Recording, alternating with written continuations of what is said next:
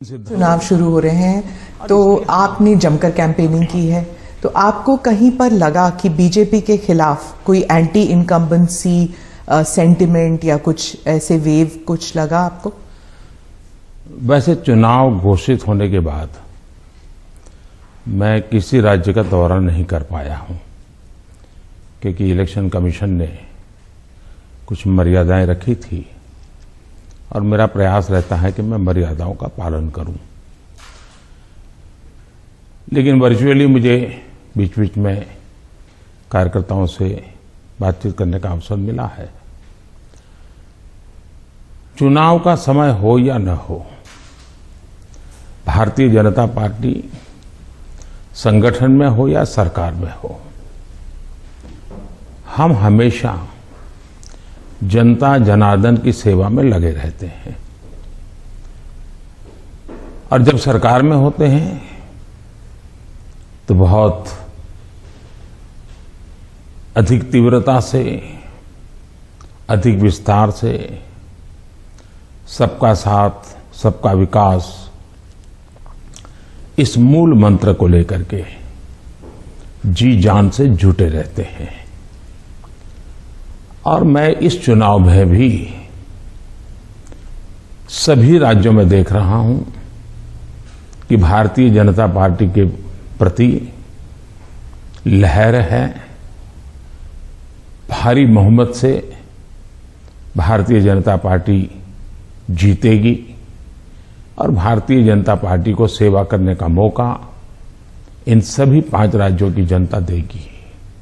और ये भी सही है कि जिन राज्यों में हमें सेवा करने का मौका मिला है, उन्होंने हमें परखा है, हमारे काम को देखा है और उसका परिणाम होगा। पहले के जमाने में पॉलिटिकल फील्ड में एनालिसिस करते समय एक शब्द पॉपुलर हो चुका है, एंटी इनकम्बेंसी। मैं समझता हूं कि हमारे देश में वक्त बदला, लेकिन कभी कभी टर्मिनोलॉजी नहीं बदली। और ये कारण ये है कि पहले जो सरकारें चलती थी वो फाइलों पे हस्ताक्षर करना, मनमर्जी के लोगों की फाइल को प्रायोरिटी देना, योजनाएं चुनाव को केंद्र में रख के घोषित करना और कभी कभी जाकर के फीते काट के चले आना, शिलान्यास करके चले आना। डिलीवरी की तरफ कभी योगदान उनका ध्यान नहीं रहता था। उनको लगता था घोषणा हो गई, यानी विज्ञान भवन में दिया जलाया तो उनको लगता था काम हो गया। और जब लोगों को काम नजर नहीं आता है और घोषणाएं बार बार सुनने को मिलती हैं, तब एंटी इनकम्बेंसी का जन्म होता है।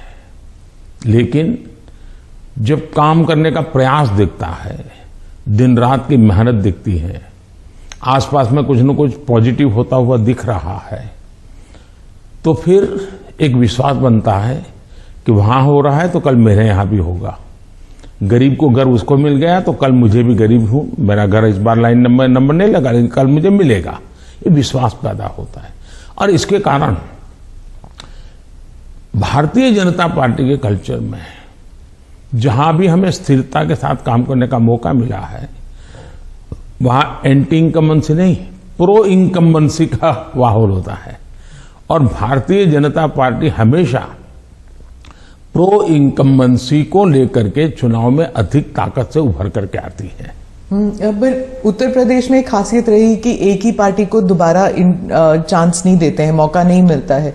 लेकिन आपको लगता है कि इस बार जो है, क्योंकि 3 चुनावों में उन्होंने बीजेपी को वोट दिया है, 2014 में, 17 में, 20 में आपको वोट दिया, तो आपको क्या लगता है कि आपने ही बहुत अच्छे ढंग से इस बात को कह दिया है कि 2014 में हमें वोट मिला, फिर 2017 में मिला, 19 में, हाँ, फिर 2019 में मिला, यानी 3 बार मिला।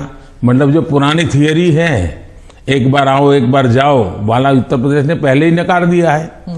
जब पहले ही नकार दिया है तो अब क्यों आगे बढ़ाएगा?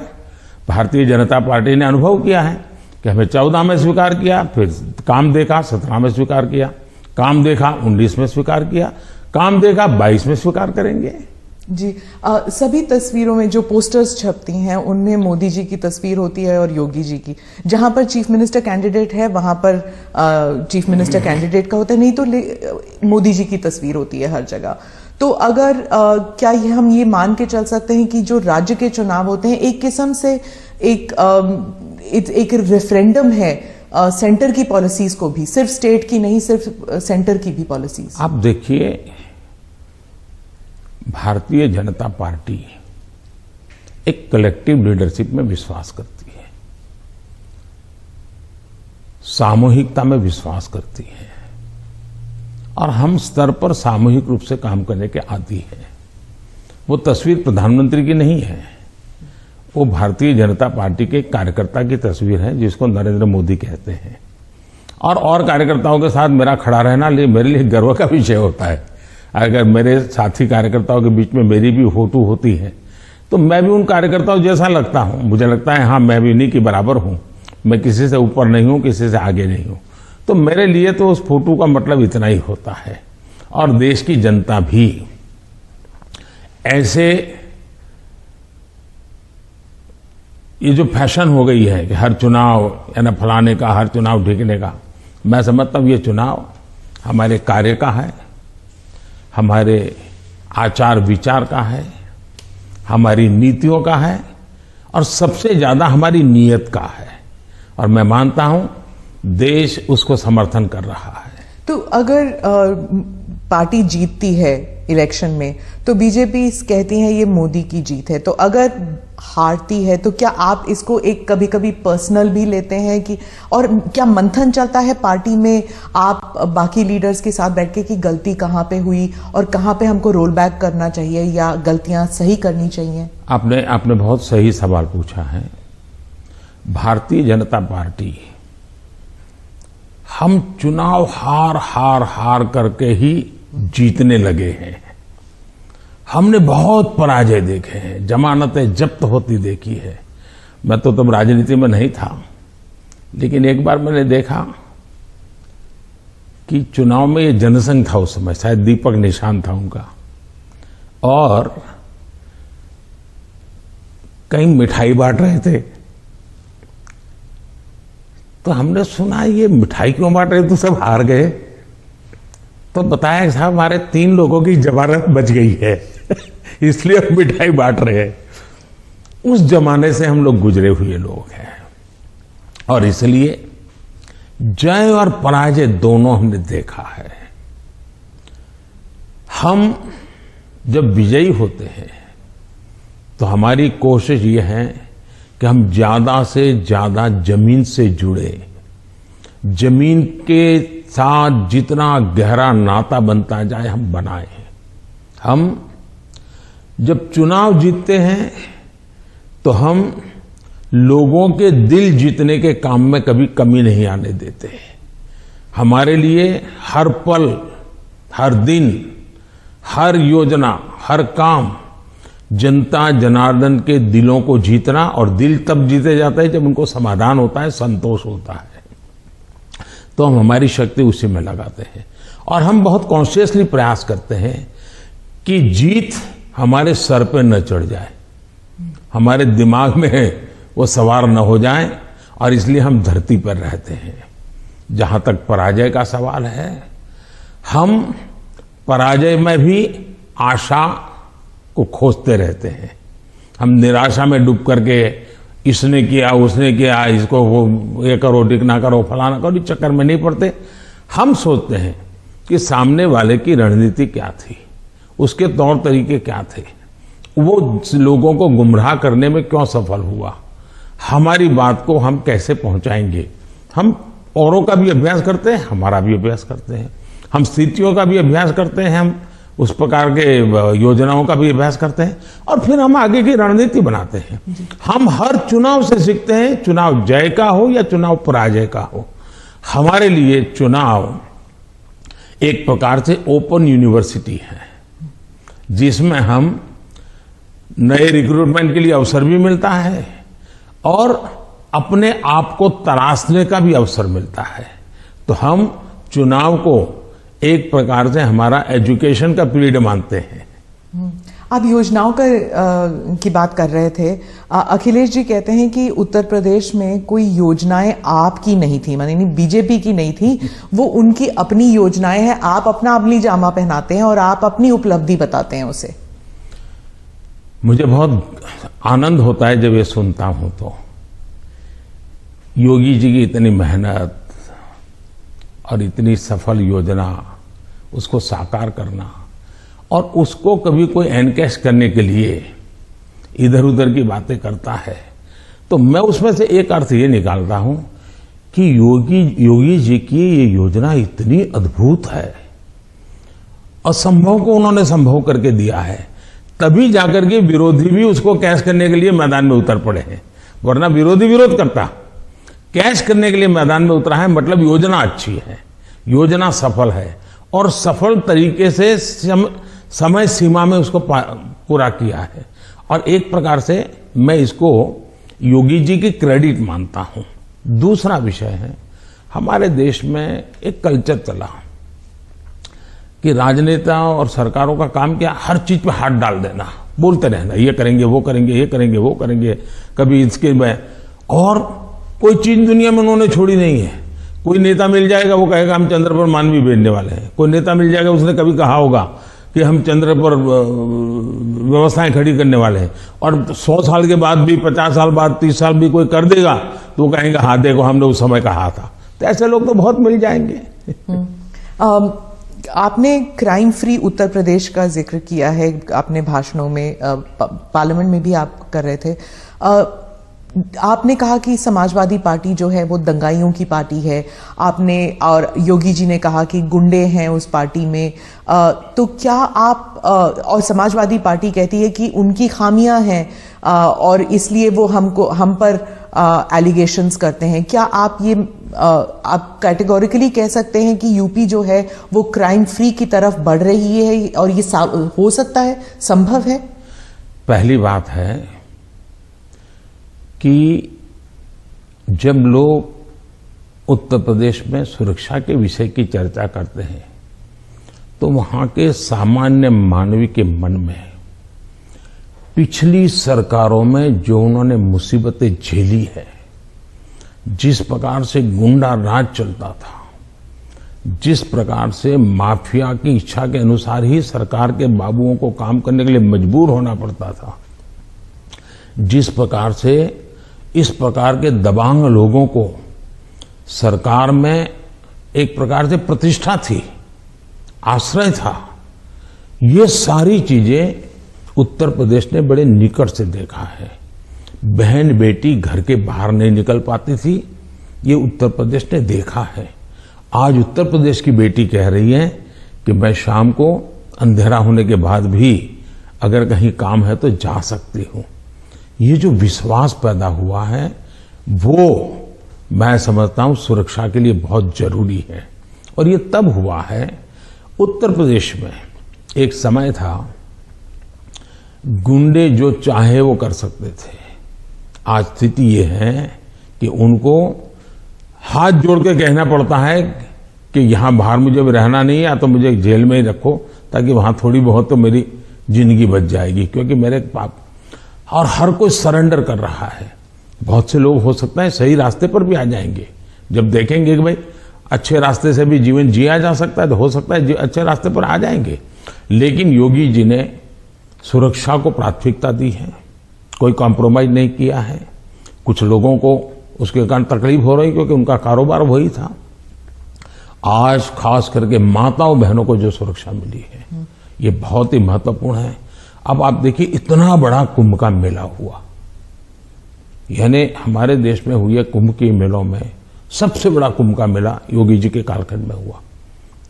करोड़ों की तादाद में लोग आए, कोई कानून व्यवस्था की समस्या नहीं हुई, कहीं चोरी की भी खबरें नहीं आई, जेब कतरे की खबर नहीं आई। ये किसी भी समाज को संतोष देने वाला विषय है, ये गौरव करने वाला विषय है। और हिंदुस्तान में अगर सुरक्षा को प्राथमिकता दी जाए तो बुरा क्या है? नहीं, बुरा नहीं। जैसे सुरक्षा की बात चल रही है तो वो कहते हैं कि वहां पर एक जुडिशियल प्रोसेस नहीं है, ठोकों की राजनीति चलती है। अगर योगी सरकार ने डिसाइड कर लिया कि फला जो है वो गुंडा है या उसका कारोबार जो है उसमें कोई डाउट है तो उसको जेल में डाल दो, मतलब एक जुडिशियल प्रोसेस नहीं है, वो कहते हैं। देखिए, हिंदुस्तान की जुडिशरी वाइब्रेंट है, हिंदुस्तान की जुडिशरी बहुत ही सक्रिय है और कभी कभी तो प्रोएक्टिव है। अगर ऐसा कुछ भी हुआ होता तो हिंदुस्तान की जुडिशरी ने जरूर कदम उठाए होते और पीआईएल करने वालों की कमी नहीं है हमारे देश में। ऐसी बहुत बड़ी जमात है जिनकी रोजी रोटी पीआईएल पर है, तो वो तो तुरंत पहुंच जाते हैं, लेकिन ऐसा कुछ नहीं हो रहा है। मतलब वो न्यायिक प्रक्रिया के आधार पर काम करते हैं। पर जैसे लखीमपुर खेरी का इंसिडेंट हुआ था और वो टेनी अभी भी जो हैं वो he still an important person BJP के लिए, तो ऐसे कई इंसिडेंट्स हैं। उसको लेकर जो वहां पर जो समाजवादी पार्टी है, it has been successful in saying कि अगर कोई बीजेपी के साथ है तो वो व्हाइट वॉश हो जाते हैं उनके सारे क्राइम्स। मैं यही तो कह रहा हूं कि सुप्रीम कोर्ट जो कमेटी बनाना चाहती थी, राज्य सरकार ने सहमति दी। सुप्रीम कोर्ट जिस जज के नेतृत्व में तपास करना चाहती थी, राज्य सरकार ने सहमति दी। राज्य सरकार ट्रांसपेरेंसी से काम कर रही है, तभी तो सुप्रीम कोर्ट की इच्छा के अनुसार सारे निर्णय करती है। आप डबल इंजन सरकार के बारे में काफी बारी कह चुके हैं अपने स्पीचेस में। डबल इंजन सरकार से आप विश्वास जगाना चाहते हैं इलेक्टोरेट में कि विकास जल्दी हो जाएगा अगर दोनों तरफ, मतलब सेंटर में भी और स्टेट में भी बीजेपी की सरकार रहेगी। लेकिन कुछ लोग समझते हैं कि इससे एक धमकी की तरफ देखते हैं कि अगर डबल इंजन सरकार नहीं है तो विकास में गतिरोध आ सकता है, वह विकास मतलब गाड़ी आगे नहीं चलेगी अगर ये डबल इंजन सरकार नहीं होगी तो। देखिए, परिवार में भी माँ बाप हमेशा सभी भाइयों बहनों को कहते हैं कि देखो भाई, हम सब मिलकर के इस दिशा में जाएं तो सब अच्छा होगा, और सब उसी दिशा में प्रयास करते हैं। कोई एक दूसरे के विपरीत नहीं करता है। इतना बड़ा देश है, अगर हम एक दूसरे से विपरीत करेंगे तो हमारे संसाधनों नष्ट हो जाएंगे, हमारे देश की भलाई करने की गति रुक जाएगी। और इसलिए देश के लिए बहुत आवश्यक है कि लोगों के कल्याण के काम हम मिल बैठ के करें और ज्यादा तेजी से करें। और उसमें भी अगर हम राजनीति करने जाएंगे, मेरा राज्य है, मैं मेरी मर्जी से करूंगा, ऐसा करेंगे तो कितना नुकसान होता है। मैं एक योजना बताता हूं। अब जैसे आयुष्मान भारत योजना, आयुष्मान भारत योजना गरीब जो बीमारी में है उसको 5 लाख रुपए तक बीमारी में स्वस्थ होने के लिए सहायता करता है। भारत सरकार करती है, पैसे भारत सरकार दे रही है। राज्यों को तो लेना है, देना कुछ नहीं है। कुछ राज्यों में अपनी अपनी योजनाएं हैं, हमें कोई इससे इतराज भी नहीं है। हम नहीं कहते कि योजना बंद करो, लेकिन इससे फायदा यह होता है कि मान लीजिए उत्तर प्रदेश का कोई नागरिक है और केरल गया हुआ है और वहां उसको कुछ हो गया, तो ये योजना ऐसी है कि केरल में भी उसको ट्रीटमेंट मिलेगी। उसको उत्तर प्रदेश में ही बीमार होगा तो लाभ होगा, ऐसा नहीं, केरल में भी। इसका मतलब कि आयुष्मान भारत योजना से जोड़ना, मतलब दोनों इंजन जुड़ जाएंगे तो गरीबों को लाभ होगा नहीं होगा। लेकिन कुछ राज्य ऐसे हैं जिनको लगता है नहीं, हम आयुष्मान भारत से नहीं जोड़ेंगे। दिल्ली में क्या ऐसी सरकार है? अब दिल्ली का नागरिक हिंदुस्तान के किसी कोने में जाएगा और वहां कुछ हुआ तो उसको वो लाभ नहीं मिलेगा। अब क्या कारण है कि इसका विरोध किया जा रहा है? उसी प्रकार से हमने one nation one ration card क्यों किया कि भाई कोई भी मजदूर हिंदुस्तान के किसी भी कोने में जाएगा, एक ही राशन कार्ड होगा। अगर वो महाराष्ट्र में है तो भी उसको free price, fair price of से उसको अनाज मिल जाएगा। अब 2 राज्य ऐसे निकले जिनको सुप्रीम कोर्ट को डंडा मारना पड़ा, कहना पड़ा कि भाई one nation one ration card गलत क्या है, तुम लागू करो। अब इसलिए हम कहते हैं कि डबल इंजन की सरकार होती है तो गरीबों को सबसे ज्यादा लाभ होता है।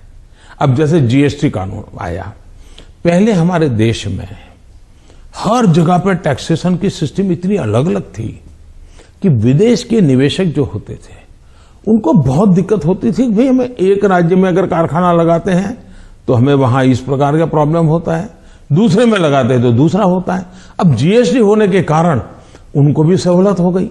तो हम जो ये कह रहे हैं कि भाई डबल इंजन की सरकार, हम ऐसी व्यवस्थाएं करें, अपनी विविधता को बनाए रखना है, भारत की विविधता ही उसकी ताकत है, लेकिन व्यवस्थाओं को भी बनाए रखना है। और इसलिए हम कहते हैं कि जब डबल इंजन लगता है तो ताकत बहुत बढ़ जाती है, हमारी शक्ति वेस्ट नहीं होती है।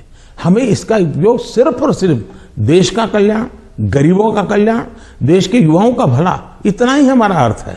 आप विविधता की रिस्पेक्ट के बारे में बात करते हैं, लेकिन राहुल गांधी और सिर्फ राहुल गांधी नहीं, स्टालिन, केसीआर, महबूबा, ममता सब कहते हैं कि आपकी पार्टी जो है उस विविधता को रिस्पेक्ट नहीं करती, इसलिए चाहे बंगाल हो या आंध्रा, तमिलनाडु, केरला और कश्मीर, इन सभी राज्यों में बीजेपी कहीं घुस भी नहीं सकती है, सरकार बना नहीं सकती है, क्योंकि एक सेंट्रिस्ट, एक स्ट्रांग व्यू पॉइंट वाली पार्टी है जो रीजनल एस्पिरेशंस को नहीं समझती। पहली बात ऐसी है कि भारतीय जनता पार्टी एक ऐसी पार्टी है जिसका ये मत है कि देश के विकास के लिए हमें रीजनल एस्पिरेशंस को एड्रेस करना ही चाहिए।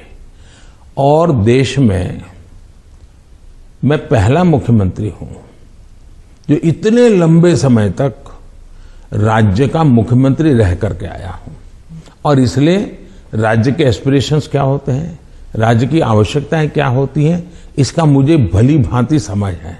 और इसी के कारण हम हिंदुस्तान के सभी राज्यों की, अब देखिए मैं दुनिया के मेहमान आते हैं तो पहले उनको दिल्ली में ही आना और जाना हो जाता था, मैं ऐसा नहीं करता हूं। आप ट्रंप को ले गए गुजरात?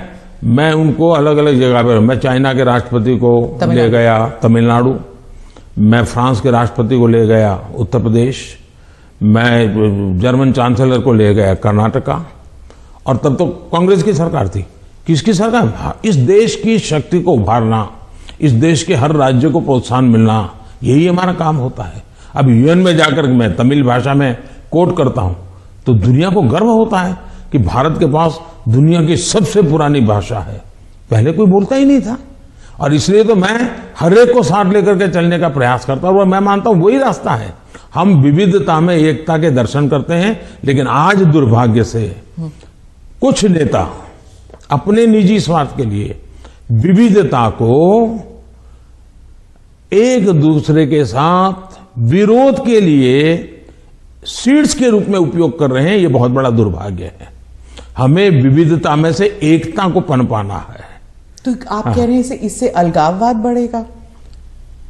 पिछले 50 साल का अनुभव यही है, उन्होंने यही किया है, हर चीज पे देश को बांटो, राज करो, और उसी में से अलगाव पैदा होता है। लेकिन भारत का चरित्र ये नहीं है, भारत के नागरिकों का चरित्र ये नहीं है। आप इसको एक do you see it as a threat कि अगर इसे अभी नहीं रोका जाएगा तो सेपरेटिस्ट एलिमेंट्स आ जाते हैं कि जैसे अगर कश्मीर का अलग बात है, नॉर्थ ईस्ट की बात अलग है, लेकिन अगर आप द्रविड़ मूवमेंट को देख लेंगे या कहीं और राज्य में देख लेंगे, अगर रीजनल एस्पिरेशंस को बढ़ाया जाता है तो क्या एक यूनिटी फैक्टर में कोई देखिए हमने दरार पड़ सकता है? मैं बताता हूं काम करने का तरीका कैसे होता है। हमारा ये मत है सामाजिक न्याय। भारत जैसे देश में इतनी विविधता भरा समाज व्यवस्था, और अगर सामाजिक न्याय के सिद्धांत में हम थोड़ा सा भी ऊंचे नीचे करेंगे तो हमारे देश को बहुत नुकसान होगा। इसलिए समाज का छोटे से छोटे तबके के व्यक्ति को भी विकास में पूरा सहयोग मिलना चाहिए और विकास के लिए अवसर मिलना चाहिए। जैसे समाज के अंदर सामाजिक न्याय की आवश्यकता है, वैसे ही राष्ट्र में भी कोई एक इलाका बहुत आगे बढ़ जाए और कोई इलाका पीछे रह जाए तो कभी भी देश का भला नहीं होगा। हमारे यहां सर्वांगीण विकास होना चाहिए, सर्वसमावेशक विकास होना चाहिए, सर्वस्पर्शी विकास होना चाहिए, सर्वहित में विकास होना चाहिए। और इसलिए हम एक विषय लेकर के आए जिसमें भी मैं देख रहा हूं कि सभी राज्य हमारे साथ मिलकर के कंधे से कंधा मिलाकर के काम कर रहे हैं। एक राज्य नहीं कर रहा है, ये दुर्भाग्य है, बाकी सब राज्य कर रहे हैं। क्या है, हमने देखा कि हिंदुस्तान में 100 से थोड़े ज्यादा कुछ जिले ऐसे हैं कि जो राज्य की एवरेज से भी बहुत पीछे हैं। हर प्रकार से वहां का धन तो सब राज्य जिलों को समान मिलता है, तो ऐसा क्यों होता है? गवर्नेंस के प्रॉब्लम, योजनाओं का अमलीकरण नहीं। हमने ऐसे जिलों को एस्पिरेशनल जिलों के रूप में आइडेंटिफाई किया और राज्य सरकारों की सहमति से किया। करीब 110-115 जिले हैं और उस पर हमने स्पेशल फोकस किया। मैं खुद जिलों से बात करता हूं, उन जिलों में कल्याणकारी योजनाएं ज्यादा से ज्यादा पहुंचे। मैं राज्य सरकारों को प्रार्थना करता हूं कि वहां यंग अफसरों को लगाइए, आईएएस अफसरों को, प्रमोटेड अफसरों को या रिटायर्ड एज वाले लोगों को वहां मत भेजिए, यंग लोगों को लगाइए। और मैंने देखा कि सभी राज्यों ने मेरी इस बात को माना, यंग अफसरों को लगा। दूसरा, मैंने कहा बार बार ट्रांसफर मत कीजिए, उनको वहां रहने दीजिए 3 साल, उनको कहिए कि तुम काम करो, बाद में तुम्हें अच्छा पोस्टिंग देंगे। सभी राज्यों ने मेरी मदद की और आज ये जो एस्पिरेशनल डिस्ट्रिक्ट है वो राज्यों की एवरेज से भी कुछ तो आगे निकल रहे हैं, कई पैरामीटर में आगे निकल रहे हैं। अब देश का भला हो रहा है। तो मेरा फेडरलिज्म में छोटी से छोटी इकाई का भी भला हो। अब जैसे ऑप्टिकल फाइबर नेटवर्क हिंदुस्तान के हर गांव में जाना चाहिए। हम लगे हैं, पैसे लगा रहे हैं, पूरी ताकत लगा रहे हैं। क्यों? हमें तो पूरे देश को ऊपर लाना है। यही तो रीजनल एस्पिरेशंस को एड्रेस करने का हमारा तरीका है। ये बात चलती है कि ये मोदी दी एडमिनिस्ट्रेटर है। अब अगर आप मोदी द पॉलिटिशियन के बारे में बात करूं तो जो पोलराइजेशन हमारे सोसाइटी में है वो हर इलेक्शन में उभर कर आती है, जाति के नाम पर हो या धर्म के नाम पर हो। कोई ना कोई किस्सा जरूर हो जाता है इलेक्शन से पहले। तो मोदी दी एडमिनिस्ट्रेटर आपने बता दिया आपने क्या क्या किया, मोदी द पॉलिटिशियन नहीं कर पाया है अभी तक। पहली बात है कि भारतीय जनता पार्टी, उसका मंत्र है सबका साथ, सबका विकास, सबका विश्वास और सबका प्रयास। हमने हमारे इन सिद्धांतों को कभी बदला नहीं है। आपने मेरे मुंह से सैकड़ों बार इसको सुना होगा और मैं तो देख रहा हूं इन दिनों दुनिया के देश भी मेरे इस वाक्य का अपनी भाषा में ट्रांसलेशन करके सुनाते हैं कि मोदी इन सिद्धांतों पे काम करते हैं। और इसलिए हम मानते हैं कि सबका साथ, यही हमारा मंत्र रहा, हम करते हैं। समाज व्यवस्था तो है ही है, इसको तो कोई नकार नहीं सकता है। लेकिन हैरानी तब होती है जब मैं देख रहा हूं मीडिया में हम समाज को कोई दबा कुचला वर्ग हो, उसकी चिंता हमको करनी चाहिए, क्यों नहीं करनी चाहिए। लेकिन हम कहेंगे भाई इस समाज में अगर पंथ के आधार पर देखें तो इस संप्रदाय में इस प्रकार की जाति व्यवस्था का वर्णन करेंगे और इस समाज में हम कभी नहीं करेंगे। क्या वहां भी समाज के और वर्गों में जातियां नहीं हैं, ऊंच नीच नहीं है, वहां पर बैकवर्ड नहीं। अब जैसे मेरे यहां गुजरात में मुस्लिम संप्रदाय में मैं समझता हूं कि 70 जातियां ऐसी हैं जो ओबीसी हैं और मेरे गुजरात में जब मैं था उनको ओबीसी की कैटेगरी में बेनिफिट मिलता था। लेकिन कभी मैं मीडिया में नहीं देख रहा हूं कि भाई वहां कितने ओबीसी को टिकट मिला, वहां कितने पिछड़ों को टिकट मिला, कुछ नहीं। तो ये इस प्रकार की राजनीति कौन करते हैं जी? क्या इसे बाहर आना चाहिए कि नहीं आना चाहिए? हम टिकट देंगे तो भी जाति के आधार पर बंटवारा शुरू कर देते हैं, ये इसी भाषा में वर्णन करते हैं। किस जाति का कितना वोट मिलेगा ये भी कह रहे हैं। हम ये सारी भाषा को बदलना चाहिए और इसलिए सबका साथ सबका विकास, हम उसी मंत्र को लेकर के चलना चाहते हैं ताकि हमारा मत है कि देश की एकता देश को आगे ले जाने के लिए बहुत आवश्यक है। पर जो अल्पसंख्यक हैं वो दरार में गिर जाते हैं, वो जो फिशर्स होते हैं उनमें गिर जाते हैं। जो वो आपने तो कई सारे उदाहरण दे दिए जहां पर वो जैसे आपने कहा कि कार्ड यहां पर भी इस्तेमाल हो सकता है, वहां पर भी इस्तेमाल हो सकता है, बहुत सारी योजनाएं हैं। लेकिन जब ऐसे पोलराइजेशन के जो किस्से हो जाते हैं तब क्या होता है, मीडिया में भी आ जाता है, और जब मीडिया में आता है minorities are not safe in India, international media में भी आ जाता है। जो पूंजी निवेश करना चाहता है बाहर बैठ के, वो सोचता है यहां पॉलिटिकल अनरेस्ट है, मैं क्यों यहां पर पैसे लगाऊं। तो एक आज विश्व में भारत ने अपनी एक अच्छी पहचान भी बनाई है, और वो मीडिया की ताकत से भी आगे निकल गई है। अब जहां तक मीडिया का सवाल है, वो क्यों ऐसा करते हैं, किसके कारण करते हैं, किसके लिए करते हैं, किसके कहने से करते हैं, किसके दबाव में करते हैं, ऐसे विषयों पर मेरा टिप्पणी करना उचित नहीं है। लेकिन मेरा इतनी समझ जरूर है कि मीडिया वर्ल्ड में भी एक बहुत बड़ा कंपटीशन है। उनको भी टिकने के लिए, अपने व्यापारिक हितों के लिए भी बहुत जिद्दोजहद करनी पड़ रही है। वो भी एक एलिमेंट है मीडिया की, कुछ मजबूरियां भी है उनकी। इस सबके बावजूद भी हमारी बात दुनिया में पहुंची है, इन्हीं लोगों के माध्यम से पहुंची है, क्योंकि अच्छे लोग भी हैं, नहीं ऐसा नहीं है। जहां तक विदेश का मीडिया का कुछ सवाल है, दुनिया में मैंने देखा है कि कोई ही देश होगा, रेयर एक्सेप्शन, मैं भारत की बात नहीं कर रहा हूं, मैं बाहर की बात कर रहा हूं, कि जहां का मीडिया अपने देश के हितों के खिलाफ कुछ करता हो। कभी नहीं करते। तो कभी कभी ये मीडिया हाउस भी उनके देश के हितों के लिए भी, देशों के बीच की जो स्पर्धा होती है, तो एक लाइन ड्रॉ करते हैं। तो उनकी एक अपनी दुनिया है, चलने दीजिए।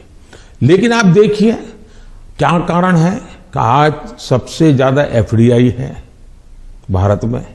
क्या कारण है? सबसे ज्यादा एफआईआई है। क्या कारण है इतना निवेश आ रहा है? क्या कारण है कि जब आयुष्मान कोरोना आया, दुनिया के 150 के करीब देश भारत की दवाई के लिए, मुझे लगातार हिंदुस्तान, दुनिया के मैक्सिमम लोगों ने मुझ पर टेलीफोन करके दवाइयां मांगी होगी। तो भारत की प्रतिष्ठा है तभी तो कर रहे हैं। और इसलिए ये जो हम 24 घंटे हेडलाइन के भरोसे राजनीति करते हैं, उनकी मजबूरियां होगी। मैं तो दुनिया के लोगों के सामने सत्य लेकर के जाता हूं, सच्चाई पहुंचा के रहता हूं, और दुनिया को भारत की तरफ आकर्षित कर रहा हूं। और पीएलआई इसके अभी हम लाए, कितना बड़ा रिस्पांस मिल रहा है जी, कितना समर्थन मिल रहा है। समाजवाद के बारे में आपने कहा कि जो समाजवादी पार्टी है ये फेक सोशलिस्ट हैं, नकली सोशलिस्ट हैं। तो समाजवादी है कौन फिर उत्तर प्रदेश में? क्योंकि अर्थशास्त्री कहते हैं कि बीजेपी जो है वो पहले इकोनॉमिक पॉलिसीज में राइटिस्ट थी, फिर वो सेंट्रिस्ट हो गई, अब वही समाजवाद बन गए हैं। पहली बात है, भारतीय जनता पार्टी जनसंघ के जमाने से हमारी आर्थिक सिद्धांतों की चर्चा आप सुनोगे तो यही रही है कि हम देश की जनता पे भरोसा करते हैं, देश की जनता के सामर्थ्य पर भरोसा करते हैं। सरकार की नीतियां उनको अवसर देने वाली होनी चाहिए, और हम वो नीतियां बना रहे हैं कि उनको सबसे ज्यादा अवसर मिले। वो दूसरी बात है, हमारा मत है गवर्नमेंट है no business to do a business. अब ये कहां समाजवाद के साथ बैठता है? ये तो समाजवाद के खिलाफ है। सरकार का काम है गरीब के लिए भोजन की चिंता करो, सरकार का काम है गरीब के लिए घर बनाओ, सरकार का काम है गरीब के लिए शौचालय बनाओ, सरकार का काम है गरीब को पीने का शुद्ध पानी दो, सरकार का काम है गरीब अगर बीमार है तो उसको इलाज की व्यवस्था करो, सरकार का काम है गरीब गांव तक कुछ रास्ते बनाओ, लोगों को जाने आने की सुविधा करो। सरकार का काम है कि हमारा देश का एग्रीकल्चर ताकत जो है विश्व के बाजार में कैसे पहुंचे, इसके लिए कुछ व्यवस्था करो। छोटे किसान उसको दरकिनार रखी गया, उसकी चिंता करो। और मेरी प्राथमिकता यही है, मुझे लोगों को घर देना है, मुझे गरीबों को शौचालय देना है, मुझे गरीबों को धुएं से मुक्त करना है, मुझे गरीबों को घर में शुद्ध पीने का पानी पहुंचाना है, मुझे गरीब के बच्चों को पढ़ाना है। अगर कोई इसको समाजवाद कहता है तो मुझे ये समाजवाद मंजूर है, तो वोट क्योंकि मैं समाज के लिए हूं। लेकिन मैं जो चर्चा करता हूं नकली समाजवाद, वो ये है, ये पूरी तरह परिवारवाद है।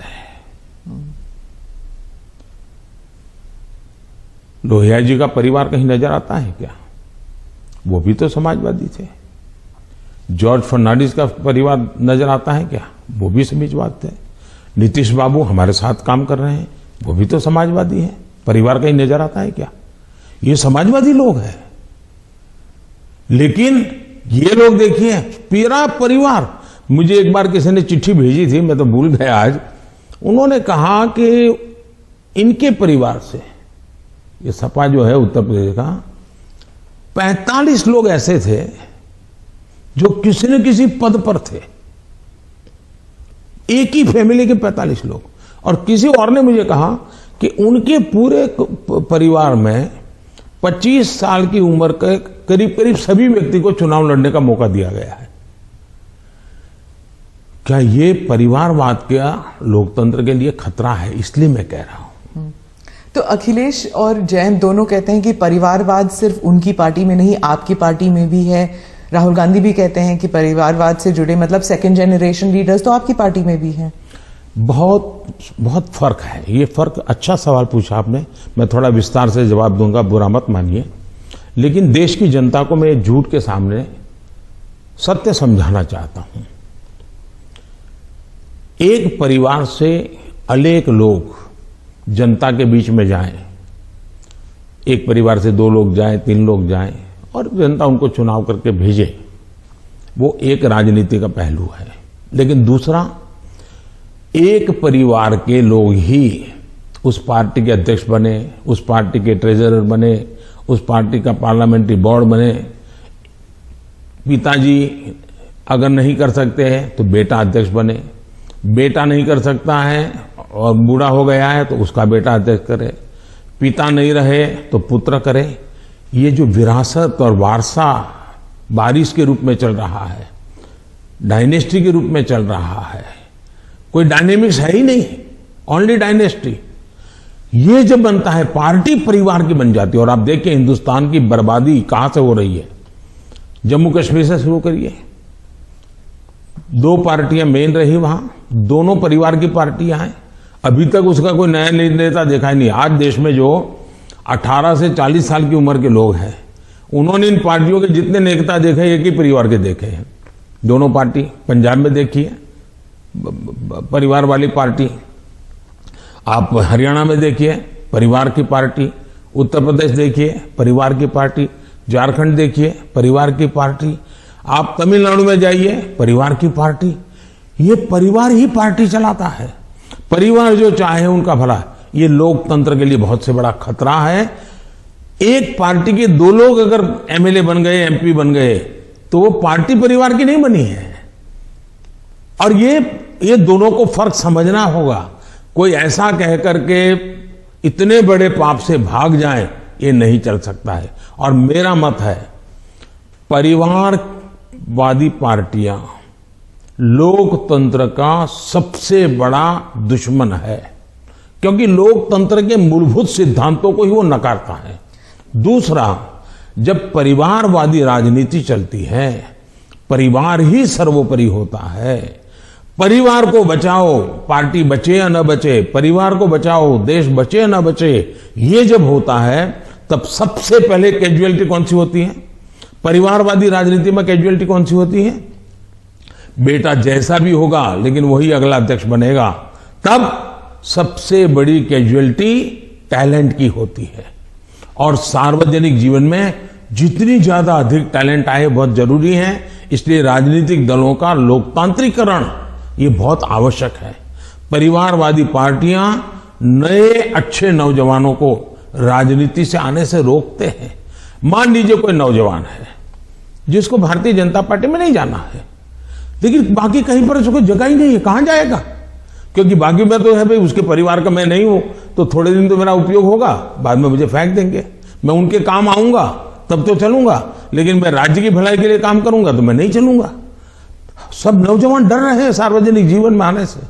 भारतीय जनता पार्टी को आ रहे हैं तो लोगों को लगता है कि भारतीय जनता पार्टी क्यों बढ़ रही है, क्योंकि लोकतांत्रिक तरीके से चल रही है। तो आप जब परिवार के बारे में बात करते हैं, स्पेशली पॉलिटिकल पार्टीज के जो पॉलिटिकल फैमिलीज हैं, तो कांग्रेस कह रही है जान के आपने जवाहरलाल नेहरू के स्पीचेस के बारे में, दोनों सदनों में जो आपने स्पीच दिए, राज्यसभा में, लोकसभा में, वहां पर आपने नेहरू जी के स्पीचेस पर बहुत तवज्जो दी और यही दिखाने के लिए कि नेहरू जी ने भी ऐसे काम किए हैं जिसके लिए आप उन्हें क्रिटिसाइज कर रहे थे। तो राहुल गांधी ने देर रात को मीडिया से बात करते हुए कहा कि I don't need a certificate from Modi ji about my great grandfather. तो अब ये फिर अब पूरा परिवार के ऊपर बन गया है कंट्रोवर्सी। हालांकि आपने जो एग्जाम्पल्स दिए थे वो परिवार के ऊपर नहीं था। पहली बात है, मैंने किसी के पिताजी के कुछ नहीं कहा है, मैंने किसी के दादाजी के लिए कुछ नहीं कहा है, नहीं मैंने किसी नाना जी के लिए कहा है, नहीं मैंने किसी की माताजी के लिए कुछ कहा है। मैंने देश के प्रधानमंत्री ने क्या कहा वो कहा है, और सरकार एक कंटिन्यूटी होती है, और इसलिए एक प्रधानमंत्री के ये विचार थे तब क्या स्थिति थी, आज के प्रधानमंत्री के ये विचार है क्या स्थिति है, और देश का ये हक बनता है। अब दूसरा, बार बार हमें कहा जाता है आप नेहरू जी का नाम लेते नहीं, आप नेहरू जी का नाम, अब हम लेते हैं तो भी मुश्किल हो रहा है। मुझे समझ नहीं आ रहा है कि इतना डर किस बात का है। प्रधानमंत्री जी, 2014 से आप कांग्रेस मुक्त भारत की बात करते हैं। अब वो 60 से कम सीटें हैं कांग्रेस पार्टी की, और उत्तर प्रदेश में तो नंबर 4 पर है। तो आप इतना वक्त क्यों लगा रहे थे अपने स्पीच में कांग्रेस के ऊपर? पहली बात है कि देश की जो आज हालत है उसमें सबसे जिम्मेवार कोई मुख्य धारा है तो कांग्रेस की धारा है। इस देश को जितने प्रधानमंत्री मिले ना, उसमें से अटल जी को और मुझे छोड़ करके सारे प्रधानमंत्री कांग्रेस कुल के ही थे। इसके कारण देश में एक कांग्रेस की कार्यशैली ही राजनीति में एक प्रकार से मुख्य धारा बन गई। अब जब कांग्रेस की कार्यशैली, कांग्रेस की विचारधारा, कांग्रेस के पसंद नापसंद के आधार क्या है, संप्रदायवाद है, जातिवाद है, भाषावाद है, प्रांतवाद है, भाई भतीजावाद है, भ्रष्टाचार है, अगर यही इस राजनीति में मुख्य धारा में रहेगा तो देश का कितना बड़ा नुकसान होगा।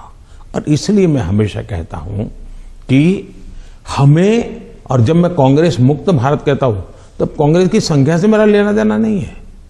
अब जैसे हम कम्युनिस्ट पार्टियों की आलोचना करते हैं, अब सत्ता में नहीं है, वो कहीं नजर नहीं आता, एक केरल में कोने में बैठे हैं, फिर भी वो विचारधारा खतरनाक है। उसी प्रकार से कांग्रेस ने जो राजनीति में की चरित्र की मुख्य धारा बनाई हुई है वो देश को तबाह कर रही है। अगर अच्छी कार्यशैली होती है, अच्छे तौर तरीके होते हैं तो देश आज से पहले बहुत आगे निकल चुका होता। बहुत रुका हुआ, ठहरा हुआ, जनता ने कुछ कर लिया तो कर लिया, ये हुआ है। उत्तर प्रदेश पे ही वापस आती हूँ। वहां पर जो ऑप्टिक्स की बात कर रही हूँ, जो पहले चरण में जो चुनाव होने वाले हैं, ऑप्टिक्स में ऐसे लग रहा है जैसे दो युवा नेता हैं, अखिलेश और जयंत, और दूसरी तरफ बहुत ही पावरफुल योगी जी और मोदी जी, जो सरकारी मशीनरी का दुरुपयोग कर रही है, कह रहे हैं, और उनके साथ है ईडी, उनके साथ है जुडिशरी, उनके साथ है मीडिया।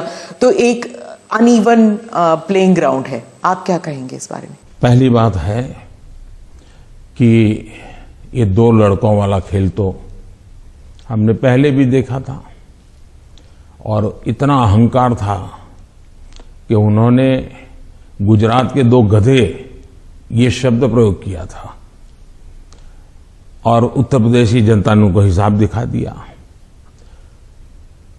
और एक बार तो दो लड़के भी थे और एक बुआ जी भी उनके साथ थी, फिर भी उनके हाल नहीं बना, क्योंकि उत्तर प्रदेश इस प्रकार के जोड़ से अगर किसी को 25 साल पर मताधिकार मिलता है, मान लो 25 साल पर चुनाव लड़ने का हक मिलता है, मान लीजिए मताधिकार तो 18 साल में मिल जाता है, लेकिन 25 साल पर उसको चुनाव लो। लेकिन कोई पिताजी ऐसा कहे कि देखो मेरा ये बेटा है वो 10 साल का है, ये बेटा है 15 साल का, दोनों 25 के हो गए, उनको चुनाव लड़ने दो, तो कोई लड़ने देगा क्या? तो इस प्रकार की मेलजोल से चलता है क्या? नहीं, पर जो उनका आरोप है कि लेवल प्लेइंग फील्ड नहीं है क्योंकि बीजेपी सरकारी मशीनरी और इदारों का इस्तेमाल करती है, ईडी का, और टैक्स रेड्स होते हैं कैंडिडेट्स पर, उनके रिश्तेदारों पर, आप क्या कहेंगे? हिंदुस्तान में भ्रष्टाचार ये दिमक की तरह देश को परेशान कर रहा है कि नहीं कर रहा है? ऐसे लोगों के खिलाफ हर जनता ने हर बार आवाज उठाई कि नहीं उठाई है? अगर मैं कुछ न करूं तो जनता मुझे माफ करेगी क्या? जहां से भी सरकार को जानकारी मिलेगी, सरकार ने कदम उठाना चाहिए कि नहीं उठाना चाहिए? और कदम उठाने के बाद अगर देश के खजाने में अरबों खरबों रुपये आ रहे हैं तो मेरी तारीफ होनी चाहिए। अच्छा, चुनाव के समय हिंदुस्तान में हर बार चुनाव चलता रहता है भाई, तो सरकार काम करना बंद कर दे क्या? चुनाव आप एक बार तय कर लीजिए भाई, 5 साल में एक बार ही चुनाव होगा, सब मिलकर के चुनाव लड़ेंगे, सभी राज्यों के साथ होंगे, केंद्र का साथ में होगा, सारा खर्चा भी बच जाएगा, तो फिर कभी ईडी भी नहीं दिखाई देगा, सीबीआई भी नहीं दिखाई देगा। अब क्या करें? चुनाव वो तो सरकारी दफ्तर है, वो अपने अपने तरीके से काम करते हैं, वो स्वतंत्र तरीके से काम करते हैं, चुनाव बीच में आ जाता है, करेंगे क्या? वो तो अपने टाइम टेबल से चलते रहते हैं, जहां से उनको जानकारी मिलती है करते हैं, सरकार का उसमें कोई रोल भी नहीं होता है। ये पहला चुनाव है किसान कानून वापस लेने के बाद चुनाव। जब आपने देश के नाम संदेश किया तो उस टाइम आपने कहा कि ये चुनाव से संबंधित डिसीजन नहीं था, आपने पूरे उस प्रक्रिया के बारे में बताया, लेकिन आपके समर्थक भी कह रहे थे that there was so much of personal capital. प्रधानमंत्री जी शायद कन्विंस नहीं कर पाए किसानों को कि ये देश हित में है, किसानों के हित में है, और उसकी वजह से आपके समर्थन भी जो है वो डिसअपॉइंट हो गए थे। तो क्या आप इसको एक व्यक्तिगत रूप में आप इसको एक हार मानते हैं? देखिए, मैं किसानों के दिल जीतने के लिए निकला हुआ इंसान हूं। मैं छोटे किसानों का दर्द समझता हूं और मैंने हमेशा उनके दिल जीतने का प्रयास किया है, और हिंदुस्तान भर के किसानों का मैंने दिल जीता भी है, मेरा साथ दिया है, समर्थन किया है। लेकिन मैंने कहा था, उस दिन भी कहा था टीवी में, कि मैंने किसानों की भलाई के लिए कदम उठाए, लेकिन आज देश के हित में मैं वापस कर रहा हूं। मैं समझता हूं इसको अधिक विस्तार मुझे करने की जरूरत नहीं है। बाद के घटनाक्रमों से पता चलेगा कि क्यों जरूरत पड़ी थी। तो क्या आप एक डायलॉग करने के लिए फिर से तैयार हैं, किसानों को कन्विंस करने के लिए? इस देश के लोकतंत्र का ये सबसे पहला कर्तव्य बनता है, लोकतंत्र में जनप्रतिनिधि का और सरकार का, कि जनता के साथ संवाद करते ही रहना चाहिए, और हम लगातार करते हैं। हम कभी भी संवाद टूटना जिसके पक्ष में है ही नहीं। हर किसी को मुझे भी सुनना चाहिए, मेरी सरकार को भी सुनना चाहिए, और बातचीत करना ही चाहिए। बातचीत हमेशा होनी चाहिए, और इश्यू पर चर्चा ना हो ऐसा नहीं है। जैसे हम बजट के पहले बजट कैसा बने हद से क्यों पूछते, किसानों से पूछते हैं कि बजट कैसा बनना चाहिए, उनके विचार लेते हैं। ये हम तो मानते हैं कि सब कुछ ज्ञान बाबुओं के पास है और नेताओं के पास है, ऐसा हम नहीं मानते। हमारे देश के पास, हर नागरिक के पास अनुभव है, हर नागरिक के पास ज्ञान का भंडार है। हम तो सबसे संवाद करना चाहते हैं, सबसे सीखना चाहते हैं, सबके सुझावों के आधार पर हम चलना चाहते हैं। कोविड के टाइम फर्स्ट वेव और सेकेंड वेव, उसके बारे में आपने अपने स्पीच में भी जिक्र किया कि उसे आपने कहा कि जो कोविड के अगेंस्ट जो हमारी लड़ाई थी वो वी वर विक्टोरियस, मतलब भारत जो है वो विक्टोरियस उभर के आया। लेकिन आपने ये भी कहा कि महाराष्ट्र की सरकार और दिल्ली की सरकार जो है वो नकारात्मक कार्य कर रही थी, लेकिन अरविंद केजरीवाल, राहुल गांधी और शिवसेना ने, तीनों ने कहा कि नहीं ये गलत है, कोविड की लड़ाई में जो नाकामयाबी सरकार की थी, सेंट्रल गवर्नमेंट की थी, वो हम पे लादा जा रहा है? मैंने ये कहा कि कांग्रेस पार्टी जब लॉकडाउन हुआ, WHO समेत सब लोग कहते थे कि जो जहां है वहां रहे, वो एक जगह से दूसरी जगह पे न जाए, वरना कोरोना के वो शिकार हो जाएगा, उसका जीवन को तकलीफ हो जाएगी। और उस समय कोरोना किस चाल से चलता है, उसका रूप रंग क्या है, कोई पता ही नहीं था दुनिया को। लॉकडाउन, अफरा तफरी में लॉकडाउन राज्यों ने शुरू कर दिए थे, राज्यों ने लगातार अपनी तरफ, और एक राज्य लॉकडाउन कर रहा है तो दूसरे, तो इसलिए नेशन वाइड कुछ करने की आवश्यकता बन गई थी। ये लोग भूल जाते हैं, लॉकडाउन पहले से ही राज्यों ने शुरू कर दिए थे। भारत सरकार ने तो बाद में लॉकडाउन का निर्णय करना पड़ा सबको एक साथ उसकी स्थिति सुधारने के लिए। दूसरी बात है, मैंने कहा कांग्रेस पार्टी ने फ्री टिकट दे करके लोगों को प्रोत्साहित किया कि आप जाइए। वो टिकट तो दिया उन्हें 500,000 लोगों को, लेकिन हवा बना दी कि जाओ। अब उस समय ये न करते तो हमारे देश के श्रमिकों को 2-4, क्योंकि भय का वातावरण तो था ही था, 2-4 दिन में चीजें संभल जाती उनको पर, तो बाद में व्यवस्थाएं खड़ी हो जाती। लेकिन उल्टा किया और पूरी ताकत श्रमिकों के लिए लगानी पड़ी। तब जाकर के योगी जी को हजारों बस भेजनी पड़ी यहाँ पर। पर भी दिल्ली में आप पार्टी ने, उसके नेताओं ने जीपों में जाकर के झुपड़पट्टी में कहा है, वीडियो अवेलेबल है कि भाई आप जल्दी जाइए और वहां पहुंचिए, वहां से आप अपने घर पहुंच जाइए, यहां तो लॉकडाउन हो रहा है। भय पैदा कर दिया।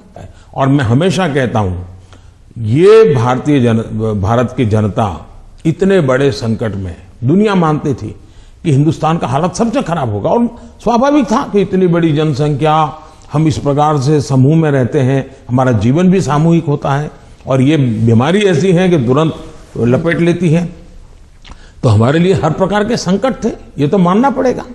और बीमारी ने दुनिया भर को जिस प्रकार से समृद्ध देशों को तबाह कर दिया है, उसकी तुलना में हम बच पाए, तो हम गर्व से कह सकते हैं कि भाई हिंदुस्तान के नागरिकों ने जो भी उनके पास संसाधन थे, उन्होंने अपने डिसिप्लिन को फॉलो किया और उन्होंने अपने आप को बचाने में काफी मदद की। तो विजय मैंने जो भी कहा है 130 करोड़ को, लेकिन मैंने ये कभी नहीं कहा कि कोरोना खत्म हो गया। मैं तो आज भी कहता हूं ये बहुरूपिया है, वो कभी भी नए रंग रूप के साथ मैदान में उतर आता है और हमारी स्थितियों को चुनौती देता है। हमें हर बार डायनेमिक व्यवस्था से नई नई व्यवस्थाएं खड़ी करनी पड़ रही और हमें जागरूक रहना पड़ेगा। प्रधानमंत्री जी, चुनाव 5 राज्यों में है। अब पंजाब की बात करती हूं तो आपको क्या लगता है कि बीजेपी ने जो अपना एलाई खोया है पंजाब में, उसकी वजह से मतलब तीसरी पार्टी आ रही है शायद पंजाब में पहली बार, पर बीजेपी कभी अपना रूट्स बना नहीं सकी उस राज्य में। क्या आप इसको एक राजनीतिक विफलता मानते हैं?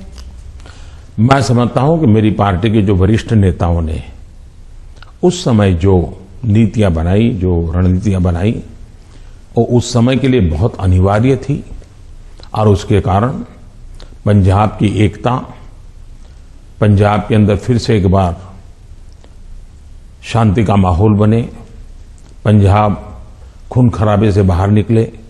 और मैं मानता हूं कि भारतीय जनता पार्टी ने अपने राजनीतिक स्वार्थ के बजाय पंजाब का हित सुप्रीम माना, और उसने राजनीतिक जो भी कॉम्प्रोमाइज करने की आवश्यकता थी किया, वो बहुत जरूरी था, इसलिए किया। हम पंजाब को खून खराबे से बाहर निकालना चाहते थे, हम पंजाब को शांति देना चाहते थे, और उसके लिए अगर बीजेपी का नुकसान होता है तो होने देंगे, ये हमने होने दिया। बीजेपी तब भी पनप सकती थी, लेकिन हमारे लिए जरूरी था कि हम उस रास्ते पर चले जिसके कारण हम यहां पर सुख शांति का माहौल बनाने में हम बहुत बड़ा पॉजिटिव योगदान दे सके, और वो हमने किया, और पंजाब को बाहर निकालने में उस संकट से बाहर आए। जहां तक राजनीति का सवाल है, आज भारतीय जनता पार्टी सबसे अधिक विश्वसनीय पार्टी के रूप में पंजाब में उभरी है। आपने देखा होगा, बहुत बड़े वरिष्ठ लोग, समाज जीवन के वरिष्ठ लोग, जिनका राजनीति से लेना देना नहीं थे, वैसे बहुत बड़ी मात्रा में पिछले दिनों भारतीय जनता पार्टी ज्वाइन किया है। फिर जो राजनीति के बहुत बड़े महारथी हैं, ऐसे लोगों ने भी अपने पुराने दल छोड़ करके भारतीय जनता पार्टी टिकट दे या न दे, लेकिन भारतीय जनता पार्टी पंजाब के स्थिरता के लिए, पंजाब के विकास के लिए, पंजाब की शांति के लिए बहुत जरूरी है और इसलिए पंजाब में भारतीय जनता पार्टी का शासन बनना चाहिए। आज पंजाब से आवाज उठी है और इसलिए है हम आगे बढ़े हैं। आज दो दल भारतीय जनता पार्टी के साथ जुड़ गए हैं। कैप्टन साहब और ढींडसा साहब बहुत पुराने लोग हैं जो राजनीति के वहां महारथी रहे, 3-3 दशक तक जिन्होंने वहां की राजनीति को दिशा दी है। ये लोग आज भारतीय जनता पार्टी को पसंद कर रहे हैं और इसलिए मैं मानता हूं कि भारतीय जनता पार्टी पहले की तुलना में बहुत ही यशस्वी होगी। पंजाब के लोगों के जो एस्पिरेशंस, कई कारणों से हमने भी शायद कॉम्प्रोमाइज कर करके अपनी पार्टी का नुकसान किया, हो सकता है कुछ लोगों का भी हुआ होगा, लेकिन अब जब हम खुल करके आए हैं तो उनका भी हौसला बुलंद हो गया। जो लोग दबे हुए रहे थे वो भी खुल करके हमारे साथ आए हैं। हमने किसान को डायरेक्ट बेनिफिट के लिए हम अड़े रहे, हमने कैप्टन साहब को समझाया, कैप्टन साहब हमारे साथ थे, उस समय वो मुख्यमंत्री थे, सहमत हुए और किसान को डायरेक्ट बेनिफिट ट्रांसफर हमने किया पंजाब में उसकी खेत की। तो मैं 1000 से ज्यादा वीडियो निकली है, 1000 से ज्यादा सोशल मीडिया में, एक मिनट की वीडियो में देख रहा था, मैंने भी कभी 10-12 तो देखी होगी।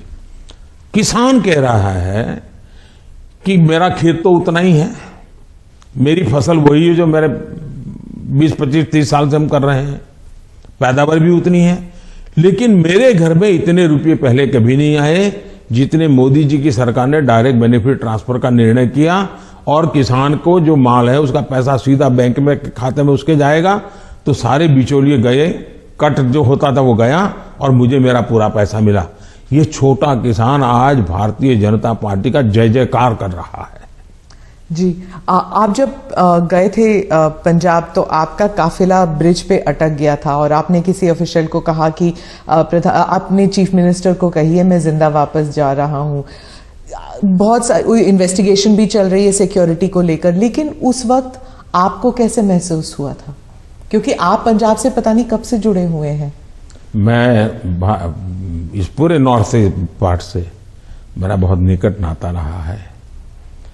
मैं पंजाब में बहुत रहा हूं, मैं पंजाब की मेरा बड़ा नाता रहा है। मैं मेरी पार्टी का काम वहां करता था। मैं पंजाब के लोगों की जो वीरता है ना, मैंने देखी है। पंजाब के लोगों के दिल को मैं जानता हूं। मैं आपको एक उदाहरण बताता हूं। मैं अपनी पार्टी का काम करता था, उस समय तो ये आतंकवाद बड़ी एकदम हालत बड़ी खराब थी, शाम के बाद कोई निकल नहीं पाता था और मैं शायद मोगा में था या तरन तारण में था, मुझे याद नहीं है आज, और मुझे अगले स्टेशन पे जाना था, लेकिन कार्यक्रम के कारण देर हो गई। मैं और मेरे ड्राइवर दो ही थे, हम निकले और दुर्भाग्य से हमारी गाड़ी खराब हो गई रास्ते में। तो हम कोशिश कर रहे थे लेकिन गाड़ी चल नहीं रही थी। तो उस समय एक पुरानी एम्बेसडर मेरे पास थी, धक्के भी लगाए, कोशिश की, तो खेत में 2-3 लोग थे, सरदार थे, वो दौड़ते हुए आए, उन्होंने भी धक्के लगाने में मदद की, लेकिन गाड़ी नहीं चली। फिर हमने कहा भाई नजदीक से हमें कोई मैकेनिक मिलेगा कि नहीं मिलेगा? तो साहब यहाँ तो अभी तो कोई मिलेगा नहीं, बहुत दूर दूर है। फिर उन्होंने मुझे कहा कि देखो भाई, तुम्हें बुरा न लगे तो एक बात करो। मैंने कहा क्या? बोले तुम गाड़ी यहाँ छोड़ दो, तुम और तुम्हारा ड्राइवर खेत में हमारे साथ चलो, हमारी वहां झोपड़ी है, वहीं खाना खा लो और रात को रुक जाओ। सरदार परिवार, जिस प्रकार से उन्होंने मुझे संभाला, उन्होंने कहा भाई कुछ भी हो तुम सुबह जाना, अब यहीं रुक जाओ। बाद में उनको पता चला मैं तो भाजपा का कार्यकर्ता हूं। वो कहा ठीक है भाई, तुम भाजपा के हो, कुछ भी हो, तुम आज रात मेरे यहाँ रुको। मैं हैरान हूं जी, खेत में उन्होंने अपनी जो छोटी सी जगह होती है उसमें रखा, मेरा खान पान की व्यवस्था की और सुबह उनका बेटा जाकर के एक मैकेनिक को ले आया, गाड़ी ठीक की और मैंने पंजाब का ये दिल देखा है जी। इन सरदारों के भावों को जानता हूं मैं इतने। और मेरे तो गुजरात में, मेरे कच्छ में अंदर इतने मेरे परिवार हैं सरदार। मैंने जब लखपत में गुरुद्वारा का भूकंप में नुकसान हुआ था, मैं वहां गया देखने के लिए, मुझे बड़ा दर्द हुआ। तो मैं ऐसे ऐसे कारीगरों को लाया राजस्थान वगैरह बाहर से कि वैसा ही मुझे गुरुद्वारा बना के दो जो गुरु नानक देव जी के जहां चरण पड़े थे, बनाया दोबारा।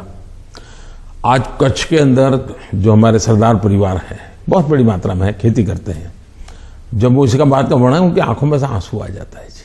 और मैं अभी कुछ दिन पहले भी एक वर्चुअल मीटिंग में मैंने उस गुरुद्वारा में सबसे बात की, मेरा इतना लगाव रहा है जी।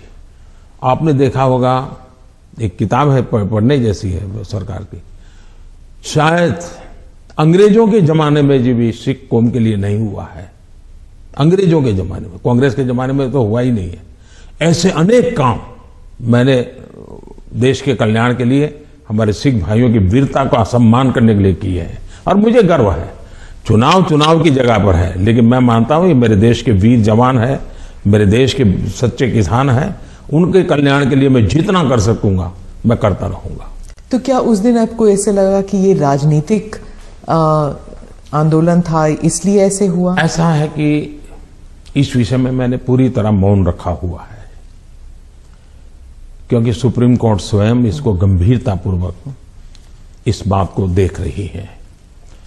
मेरा कोई भी वाक्य पूरी जो चल रहा है उस पर प्रभाव पैदा करे यह उचित नहीं है। जो भी है सुप्रीम कोर्ट के द्वारा जांच कमेटी निकालेगी, जो सत्य होगा देश के सामने आएगा, और हमें तब तक इंतजार करना चाहिए। जी, आपने दोनों स्पीच में, राज्यसभा में भी और लोकसभा में भी, आपने कई बार कांग्रेस पर हमला किया, और कांग्रेस पार्टी कहती है कि आपने राहुल गांधी के जो एलिगेशंस थे, चाहे बेरोजगारी पर हो या भारत चाइना पर हो, आपने उसका जवाब नहीं दिया, उल्टा उन पर वार किया। तो पहली बात यह है कि हमला करने वाली भाषा न मैं जानता हूं, न मेरी वो प्रकृति है। लेकिन तर्क के आधार और तथ्य के आधार पर सदन में मैं कोई बात बताऊं, वो मीडिया के लिए गरम गरम मसाला बनाने के लिए हमारा शब्द उपयोग होता होगा। हम हमला नहीं करते, हम संवाद करते हैं। वाद विवाद भी होता है, टोका टाकी भी होती है, और वो विषय मैं बहुत हंसते हुए इसको स्वीकार करता हूं। मैं इसके कारण मुझे कोई नाराजगी नहीं होती, और मैंने हर विषय के तथ्य दिए हैं, हर विषय को तथ्यों के आधार पर बात की है। कुछ विषयों पर सदन में हमारे विदेश मंत्रालय ने विस्तार से कहा है, कुछ विषयों पर हमारे रक्षा मंत्रालय ने विस्तार से कहा हुआ है, और कुछ विषयों पर जरूरी जहां था वहां मैंने भी कहा है। और इसलिए इस प्रकार से जो सुनते ही नहीं है, जो सदन में बैठते ही नहीं है, अब उनकी कमेंट पर मैं जवाब क्या दूंगा? आपने कहा कि आपने मन बना लिया है, 100 साल आप पावर में नहीं आना चाहते, तो मैंने भी मन बना लिया। आपने क्या मन बनाया? हमने मन बना लिया है कि अब राष्ट्र को हम उस बुराइयों की तरफ जाने नहीं देंगे। हम देश में जनहित के लिए जीने वाले, जनहित के लिए जूझने वाले, जनता जनार्दन के सपनों को पूरा करने वाली व्यवस्थाओं को ही बनाएंगे, उसी को बढ़ाएंगे, उसी को चलाएंगे, जरूरत पड़ेगी तो उसको साथ देंगे। यही हमारा रहेगा रास्ता। हम जो देश को तबाही के रास्ते पर ले जाने वाले जितने तरीके हैं वो नहीं आने देंगे। ANI के साथ बात करने के लिए धन्यवाद। बहुत बहुत धन्यवाद। नमस्कार।